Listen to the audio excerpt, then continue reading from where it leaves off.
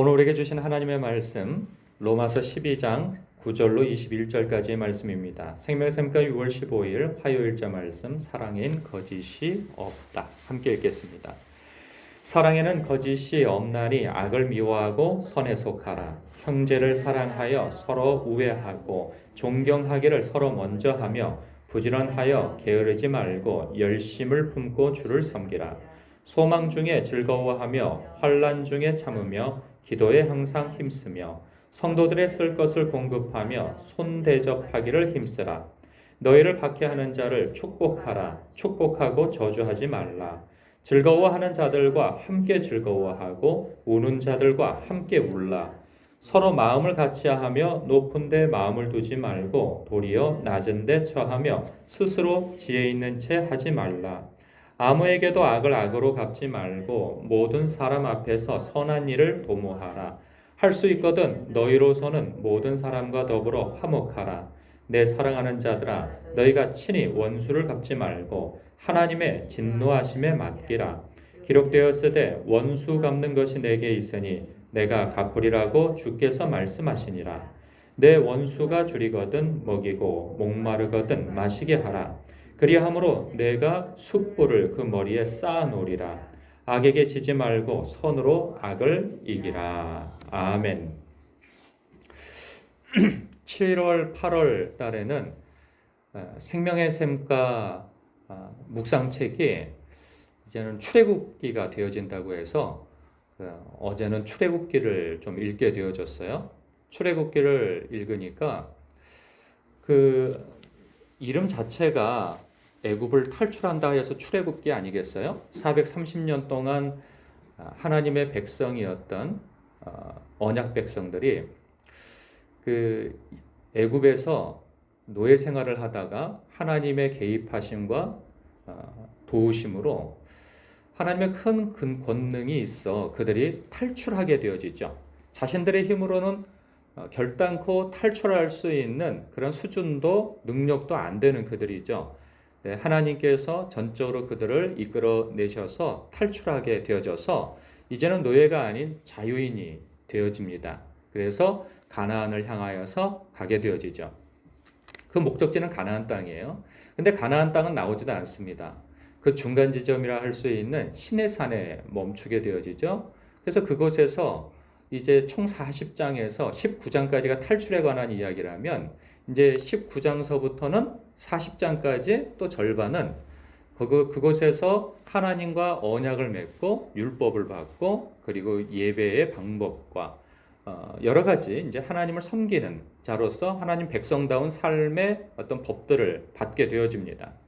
이제 그런 것을 보면서 출애굽기, 애굽을 탈출하여서 노예되었던 신분에서 자유인이 되어지게 하는 것이 출애굽기의 목적은 아니구나. 무엇이 목적인가? 그렇게 자유를 얻게 되어진다면 19장에서 끝나야 되겠죠. 그런데 19장서부터 40장까지가 하나님의 백성으로서 어떻게 살아야 하는 것인가에 대한 그러한 율법을 받고 언약을 맺는 것을 보게 되어져요. 그래서 하나님을 더 잘 섬기게 되어지는 그런 기회를 얻게 되어지는 거죠. 로마서도 다르지 않다는 생각이에요. 로마서의 첫 시작은 복음에 대한 이야기를 담고 있어요. 그 복음에 대한 내용이 무엇이겠어요? 자격 없는 자들이 하나님의 아들의 개입하심으로 인하여서 그분이 우리가 마땅히 져야 할 십자가의 저주를 다 받으시고 죄와 저주에서 우리를 해방시켜 주셨다는 거죠. 그래서 모든 믿는 자들은 예수 그리스도로 말미암아 하나님의 의를 덧입게 되어졌다는 거죠. 그렇게 해서 허물과 죄로 죄와 사망에서 해방하게 되어졌다 하는 것이 복음의 주요 내용입니다. 그것이 11장까지의 내용이에요.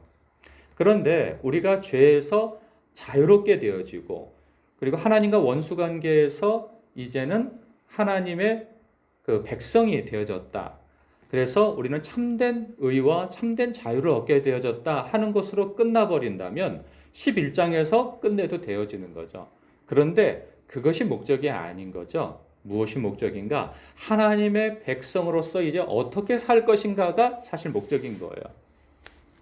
마치 출애굽기에서 이제 하나님을 더 잘 섬길 기회를 주는 것처럼 이제 의롭게 되어진 하나님의 사람들이 하나님의 백성으로서 어떻게 교회 안에서만 예배, 어떤 종교적 행위로서 하나님을 사랑하는 것으로 멈추는 것이 아니고 삶의 전 영역에서 살아계신 하나님 앞에 어떻게 예배를 드리는 삶을 사는가에 대한 그러한 목적을 두고 이 말씀을 썼다 하는 생각이 듭니다. 오늘 본문 말씀을 보면 이 사랑에 대한 이야기가 나와요. 사랑은 그 단어만으로는 우리를 참 마음 설레게 하죠. 사랑이라는 한 단어 자체가 얼마나 좋습니까? 그런데 이 사랑은 우리가 생각하고 있는 그런 사랑이 아니에요. 우리가 이성 간에 갖는 그런 사랑이라고 한다면 그건 뭐 가만 내버려둬도 막 펄펄 나는 힘이 있죠. 그런데 이 사랑은 그런 사랑이 아니고 교회 안에서의 성도와의 관계에 있어서의 사랑, 그리고 더 나아가서는 세상 사람들과의 관계에서의 사랑이에요. 그런데 여기서 보면 9절부터 13절까지에 보면 교회 공동체 안에서의 사랑을 다루고 있어요.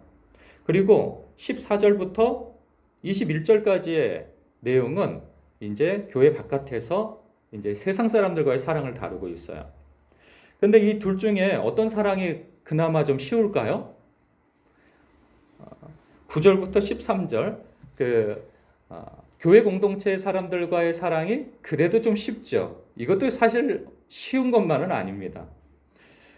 그런데 그거에 비하면 14절부터 21절까지가 세상 사람들과의 사랑인데, 왜 어려운가? 이게 두 번째가 이것이 나를 좋아해주고 환대해주고 하면 뭐 사랑하는 게 뭐 어렵겠습니까? 그런데 그런 사람들이 아니라는 거죠. 처음 시작부터가 이러는 거예요.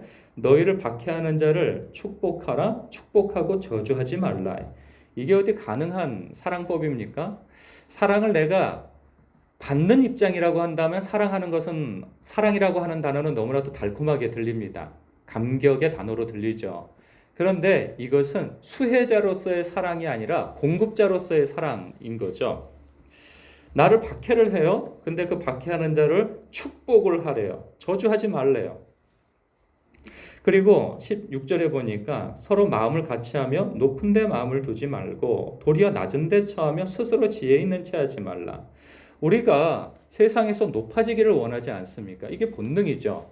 그리고 없던 지혜도 좀 드러내서 지혜 있는 사람처럼 보이고 싶은데 그렇게 하지 말라는 거예요. 오히려 낮은 데 처하고 지혜 있는 채 하지 말라는 거죠. 이거 참 어려운 일입니다. 17절에도 보면 아무에게도 악을 악으로 갚지 말고 모든 사람 앞에서 선한 일을 도모하라. 누가 나한테 악의적인 그런 의도를 가지고 나를 대하기 전까지는 이게 가능해요. 아이고, 이 사랑으로 대해야지요. 아이고, 참아야지요. 인내해야지요. 아유, 그거 왜 못해요? 그런데 이게 자기한테 이런 일이 벌어졌다고 생각해 보십시오. 이게 되지를 않습니다. 이 말처럼 쉽게 되지를 않아요. 아무에게도 악을 악으로 갚지 말라? 먼저는 누군가 나에게 악의적으로 대했다는 이야기인 것이죠. 그런데 그것을 악으로 갚지 말고 모든 사람 앞에서 선한 일을 도모하라는 거예요. 그러면서 할 수 있거든 너희로서는 모든 사람과 더불어 화목하라. 이게 그러고 싶죠. 그러나 그러고 싶지만 이렇게 되지 않는 게 인간관계에서의 모습입니다. 모든 사람과 다 화평할 필요가 없다고 우리는 생각하게 되죠. 19절에 보면 이건 참 굉장한 요구예요. 내 사랑하는 자들아 너희가 친히 원수를 갚지 말고 하나님의 진노하심에 맡기라. 기록되었으되 원수 갚는 것이 내게 있으니 내가 갚으리라고 주께서 말씀하셨느니라. 진짜 신앙과 믿음은 주님 이러한 말씀을 정말 믿느냐 안 믿느냐, 그리고 믿고 그렇게 살아가느냐, 살아가지 않느냐가 그 사람의 신앙인 것이지, 말을 어떻게 하느냐가 그 사람의 신앙이 아님을 봐요. 예전에 원수를 갚지 말라는 거예요. 분명히 원수가 있다는 거죠. 나에게 큰 물질적인, 감정적인 어떤 건강적인 위협을 가하고 나에게 손해를 크게 입힌 사람이 있단 말이죠. 그 사람에 대하여서 원수를 갚지 말라는 거예요. 이는 이로 눈은 눈으로 갚지 말라는 거죠. 갚지 않는 것도 대단한 건데 오히려 어떻게 하라는 겁니까? 이것을 하나님께 맡기라는 거예요. 그러면서 20절에는 한 발 더 나아갑니다. 내 원수가 줄이거든 먹이고 목마르거든 마시게 하라. 이게 뭐 가능할 일입니까? 그냥 내가 원수를 갚지 않는 것만도 사실 굉장한 일이죠. 그런데 우리는 무엇을 안 하는 것에 멈춰 있는 사람이 아니고 그리스도인은 한 발 더 나아가는 데까지 가는 거죠. 그것이 원수를 사랑하는 데까지 나아가라는 요구인 거예요. 그렇게 하면서 내가 숯불을 그 머리에 쌓아놓으라는 거예요. 이게 무슨 말일까요? 이 악한 자가 당연히 나의 반응이 악함으로 올 거라고 생각했는데 선함으로 갔다는 거죠. 그러면 그 사람은 허를 찔리는 거예요. 이게 뭔가 싶은 거죠. 경험하지 못한 반응을 자기가 겪을 때 오는 화끈거림인 거죠. 민망함인 거죠. 어떻게 저 사람이 내가 그렇게 저를 대했는데 나에게 저렇게 선으로서 갚을 수 있단 말인가? 이거는 정말 문화 충격이고 인간관계에 있어서 큰 충격이 아닐 수 없는 것이죠. 도대체 저 사람이 그런 그 안에 있는 원한을 저렇게 선의로 갚는 거는 도대체 그 속에 무엇이 있기 때문에 그게 가능한 걸까라고 머리에 지진이 나는 상황인 것이죠. 그래서 결국은 도대체 그로 하여금 원수도 사랑할 수 있는 근거는 무엇일까? 라고 의문을 갖고 그를 지켜보면서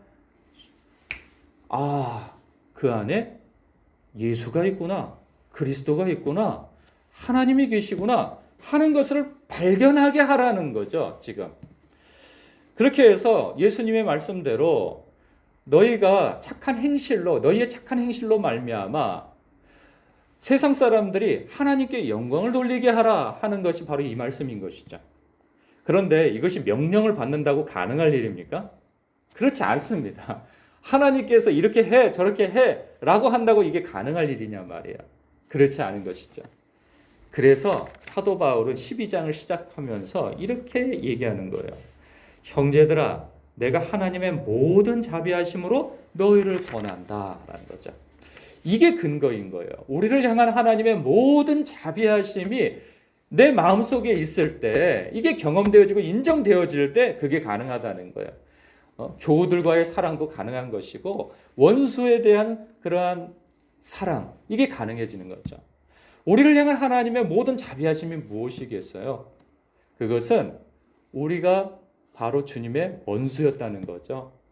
우리가 그 자리에 있지 않았지만 십자가에서 주님을 향하여서, 예수님께서 성육신 하셔서 당신의 백성에게 오셨지만 그 백성들이 하나님을 알아보지 못하고 자기 주인을 알아보지 못하고 영접하지 않았던 우리였고, 그리고 예수님께서 공생의 사역을 해 나가실 때에도 우리가 군중 가운데 있지 아니하고 유대인 가운데, 그것도 바리새인 가운데 있어서 늘 예의주시하면서 저가 뭐 실수하는 거 없나 지켜보던 자가 바로 우리였고, 군중으로서 주님을 따라다닌다 할지라도 우리는 주님 앞에 뭐 얻어먹을 거 없나 하면서, 뭐 얻을 거 없나, 복받을 거 없나 하며 따라다니다가 그것이 아니면 얼마든지 등을 돌릴 수 있는 사람이 바로 우리였던 것이죠.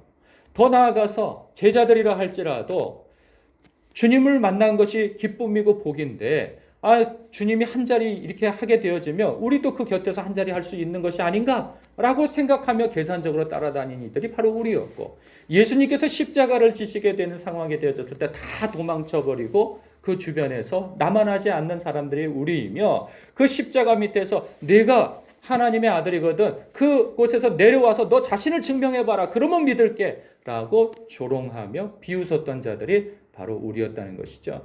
그런데 하나님께서 길이 참으시는 가운데 날벼락을 떨어뜨리지 아니하시고, 또 우리 예수님께서는 그들의 그 조롱과 멸시를 지켜보면서 아버지여 저들이 자기가 무슨 짓을 하는지 저들이 몰라서 저러나이다 하면서 용서해달라고 간구하는 주님이셨던 것이죠. 얼마든지 십자가에서 당신의 능력으로는 내려오실 수 있었어요. 그러나 내려오지 아니하시고 무력한 모습으로 그 저주를 다 받으시고 우리에게 참된 하나님의 의를 안겨주신 그 사랑.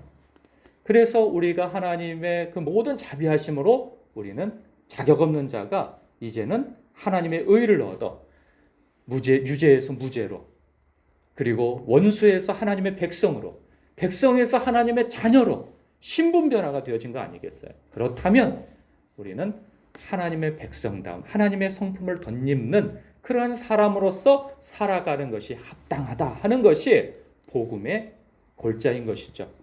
그래서 하나님의 이 복음은 예수 그리스도를 믿고 그분의 통치를 받아 그분에게까지 자라가는 것, 그것을 목적으로 두고 있는 것입니다.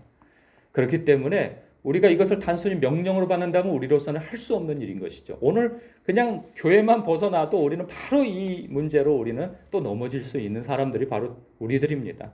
사랑이요, 우리한테 어울리지 않습니다. 그런데 우리를 향한 하나님의 모든 자비하심에 기대게 되어진다면 이 세대를 본받지 않을 수가 있게 되어집니다. 그러나 하나님의 모든 자비하심에 기대지 아니하고 자기의 의지에 기대는 사람은 처음에는 잘할 수 있을지 모르나 나중은 결국은 이 세대를 본받는 것으로 향해질 수밖에 없는 것이죠. 여러분, 그렇습니다.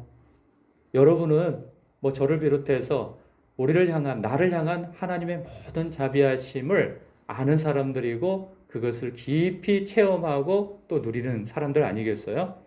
우리가 완벽하게 사랑을 하면 좋겠으나 혹 그러지 못한다 할지라도 우리는 끊임없이 주님, 나를 향한 하나님의 그 크신 사랑에 기대고 참으로 그 흘러넘치는 사랑 속에서 어찌하든지 형제를, 어찌하든지 이웃을, 어찌하든지 왼수를, 더 나아가서 원수까지 사랑할 수 있는, 선으로 악을 갚는 그런 하나님의 백성다운 삶으로서의 삶을 오늘도 사시는 여러분 되시길 주님의 이름으로 축복합니다. 기도하겠습니다.